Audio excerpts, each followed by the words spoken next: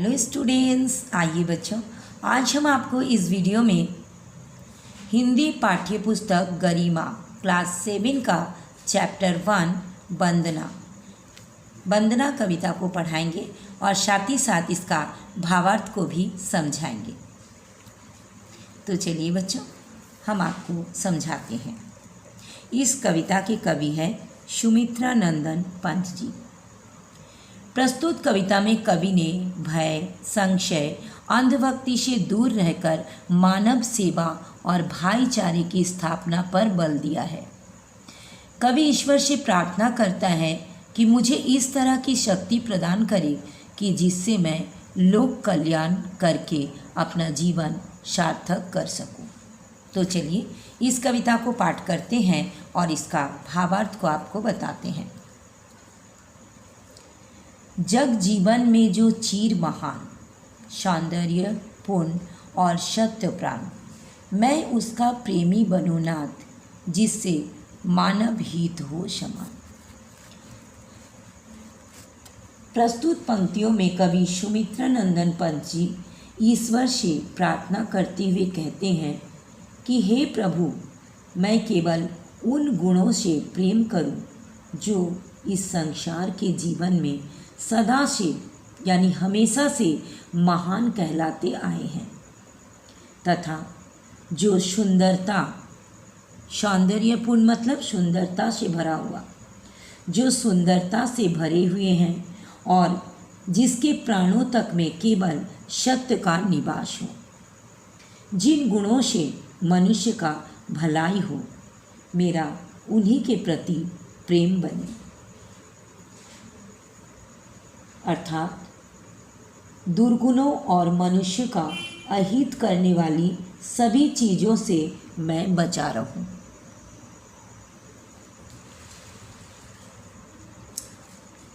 अब देखिए next paragraph पढ़ते हैं। जिससे जीवन में मिले शक्ति, छूटे भय, संशय, अंधभक्ति, मैं वो प्रकाश बन सकूं नाथ, मिट जावे जिसमें अखिल व्यक्ति।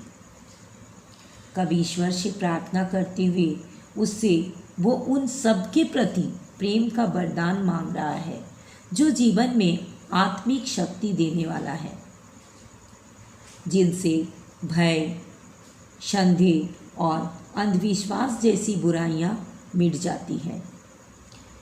कवि सारे संसार में समानता का प्रकाश फैलाना चाहते हैं, इसलिए वो स्वयं ऐसा प्रकाश बन सकने की प्रार्थना करता है जिसमें सब व्यक्ति शामिल हो सकते हो।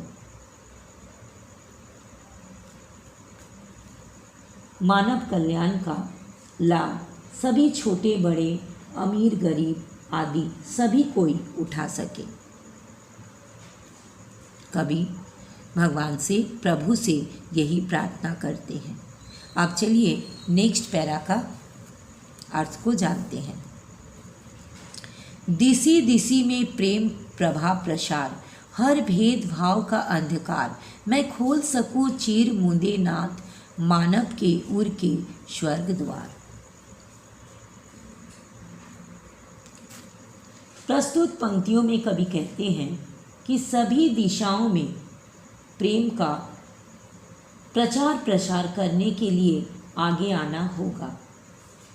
हर प्रकार का भेदभाव जो कि अंधकार की तरह है, उन्हें दूर करने के लिए ज्ञान का प्रकाश फैलाने होगा।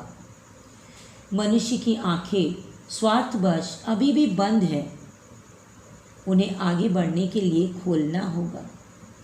जब ज्ञान का प्रकाश आएगा तो मनुष्य के हृदय के द्वार सभी के लिए खुल जाएंगे। इस प्रकार समानता आएगी। अब चलिए लास्ट पैरा का अर्थ को देखते हैं। पाकर प्रभु तुमसे अमरदान, करने मानव का परित्राण, ला सकूं विश्व में एक बार फिर से नव जीवन का बिहान। बिहान का मतलब सवेरा।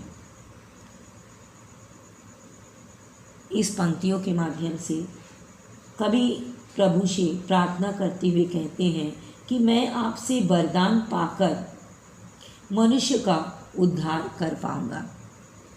यानी कवि कहते हैं कि प्रभु अगर आपने मुझे ये वरदान दे दिए तो मैं मनुष्य का कल्याण कर पाऊंगा, उनका उद्धार कर पाऊंगा। इस संसार में एक बार फिर से नव जीवन का, यानी नव मतलब नए जीवन का प्रभाव ला सकूंगा। नव जीवन का सवेरा वो होगा जिसमें सभी मनुष्य सुखी और समान होंगे।